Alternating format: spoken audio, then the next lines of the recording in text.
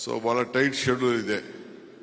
ಆದರೂ ಮಾತು ಕೊಟ್ಟಿದ್ದೇನೆ, ಬರ್ತೀವಿ ಅಂತೇಳಿ. ಬಂದು ನಿಮ್ಮ ಜೊತೆಲಿ ನಿಮ್ಮ ಬೇಡಿಕೆಗಳು ಕೂಡ ನನಗೆ ಗಮನ ಇದೆ.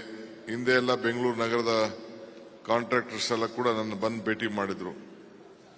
So the irrigation department contractors, PWD contractors, BBMP contractors ಎಲ್ಲರಿಗೂ ಸಮಸ್ಯೆ ಅಂದ್ರೆ ಕಿರುಕುಳ. ಒಂದ್ ಕಡೆ ಅಧಿಕಾರಿ ಕಿರುಕುಳ, ಒಂದ್ ಕಡೆ ರಾಜಕಾರಣಿ ಕಿರುಕುಳ.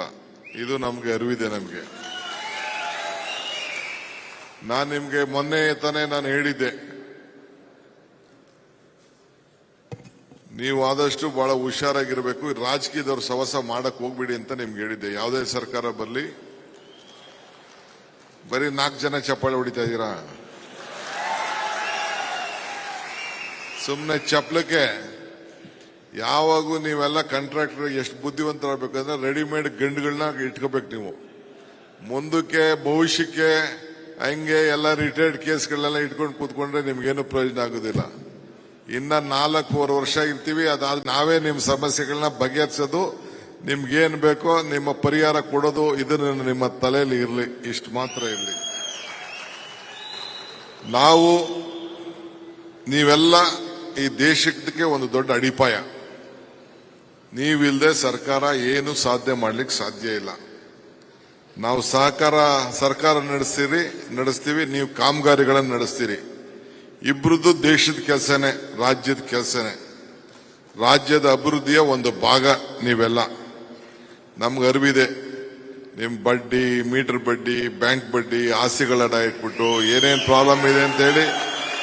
ಇಲ್ಲ, ಏನಪ್ಪಾ ಅಂದ್ರೆ ನಮ್ಮ ಸ್ಟೇಟ್ ಅಲ್ಲಿ ನಾವು ರಾಜಕೀಯದವರು ಪ್ಲಾನಿಂಗ್ ಸರಿಯಾಗಿ ಮಾಡಲಿಲ್ಲ. ಈಗ ನಂದೇ ತಗೊಳ್ಳಿ, ಇರಿಗೇಷನ್ ಇಲಾಖೆ 16,000 ಕೋಟಿ ಬಜೆಟ್ ಇದೆ. 16,000 ಕೋಟಿ ಇದೆ. ಅದಕ್ಕೊಂದಷ್ಟು ಮೈನ್ ಇರಿಗೇಷನ್ಗೂ ಹೋಗ್ತದೆ. ಸಂಬಳ ಸಾರಿಗೆ ಹೋದ ವರ್ಷನೇ 24,000 25,000 ಕೊಟ್ಟವ್ರೆ. ಒಟ್ಟು 1,25,00,000 ಕಾಮಗಾರಿ ನಡೀತಾ ಇದೆ. ಇನ್ನು ಯಾವಾಗ ಅವನು ಕೆಲಸ ಮಾಡೋದು, ಯಾವಾಗ ಬಿಲ್ ಕೊಡೋದು, ಯಾವಾಗ ಏನಾಗೋದು? ಅಯ್ಯೋ, ಇವೆಲ್ಲ ಬಹಳ ದೊಡ್ಡ ಸಮಸ್ಯೆ ಇದೆ. ಸೊ ಬೇರೆ ಈಗ ಸೆಂಟ್ರಲ್ ಗೌರ್ಮೆಂಟ್ ಅಲ್ಲಿ ಮೊದಲಿಂದನೂ ಕೂಡ ಅಲ್ಲೊಂದು ಲೆಕ್ಕಾಚಾರ ಇದೆ. ದುಡ್ಡಿಲ್ಲ ಯಾವ ಕೆಲಸನೂ ಮಾಡಕ್ಕೆ ಸೆಂಟ್ರಲ್ ಗೌರ್ಮೆಂಟ್ ಅವರು, ಫೈನಾನ್ಸ್ ಕಮಿಷನ್ ಅವರು ಬಿಡುದಿಲ್ಲ. ಆ ರೀತಿ ನಾವು ಮಾಡಲಿಲ್ಲ ಅಂತ ಅಂದ್ರೆ, ಎಷ್ಟು ದುಡ್ಡಿದೆಯೋ ಅಷ್ಟಕ್ಕೆ ಮಾತ್ರ ನಾವು ಕೆಲಸ ಮಾಡಲಿಲ್ಲ ಅಂತಂದ್ರೆ ಇದು ಕಂಟಿನ್ಯೂಯಿಂಗ್ ಪ್ರೋಸೆಸ್ ಯಾವುದೇ ಇಲಾಖೆಲಾಗ್ಲಿ. ಸೊ ಇದಕ್ಕೆ ಏನಾದ್ರು ಒಂದು ತೊಂದರೆ ಮಾಡಬೇಕು. ಏನೋ 3,71,000 ಕೋಟಿ ರೂಪಾಯಿ ಬಜೆಟ್ ಅನ್ನ ಈ ವರ್ಷ ಮಂಡಿಸಿದೀವಿ. ಬಿಡಿ, ನಮ್ ಗ್ಯಾರಂಟಿ ಒಂದು 50,000 ಹೋಗ್ಬೋದು. 1,20,00,000 1,20,000 ಕೋಟಿ ರೂಪಾಯಿ ಈಗ ಡೆವಲಪ್ಮೆಂಟ್ಗೆ ಅಂತ ನಾವು ತೆಗೆದುಕೊಂಡಿದ್ದೇವೆ. ಈ ವರ್ಷ ತೆಗೆದುಕೊಂಡಿದ್ದೇವೆ, ತಮ್ಗೆಲ್ಲ ಅರಿವಿದೆ. ಕೆಂಪಣ್ಣವರು ಮತ್ತು ಅವರ ಟೀಮು ಎಲ್ಲ ಕೂಡ ನನ್ನ ಹತ್ರ ಬಂದು ಅನೇಕ ವಿಚಾರಗಳನ್ನ ಪ್ರಸ್ತಾವನೆ ಮಾಡಿದ್ದಾರೆ. ಈ ಮಧ್ಯದಲ್ಲಿ ನೀವೇ ಪ್ರಸ್ತಾವನೆ ಮಾಡಿ, ನೀವೇ ನಮಗೆ ಅನೇಕ ವಿಚಾರಗಳನ್ನು ತಿಳಿಸಿದ್ರು. ಅದ್ರ ಬಗ್ಗೆ ಈಗಾಗಲೇ ಮುಖ್ಯಮಂತ್ರಿ ಹೇಳಿದ್ರು. ನಾವಾದ್ರೂ ತೊಂದರೆ ಮಾಡಬಾರ್ದು ಅಂತೇಳಿ ಅಷ್ಟೋ ಇಷ್ಟೋ ಹಣನ ಸ್ವಲ್ಪ ಬಿಡುಗಡೆ ಮಾಡಲಿಕ್ಕೆ ಪ್ರಯತ್ನ ಮಾಡಿದ್ದೇವೆ. ಈ ಸ್ವಲ್ಪ ಏನಾಯ್ತು ಅಂದ್ರೆ ನಮ್ಗೆ ಪ್ರಾಬ್ಲಮ್ ತಮಗೂ ಗೊತ್ತಿದೆ.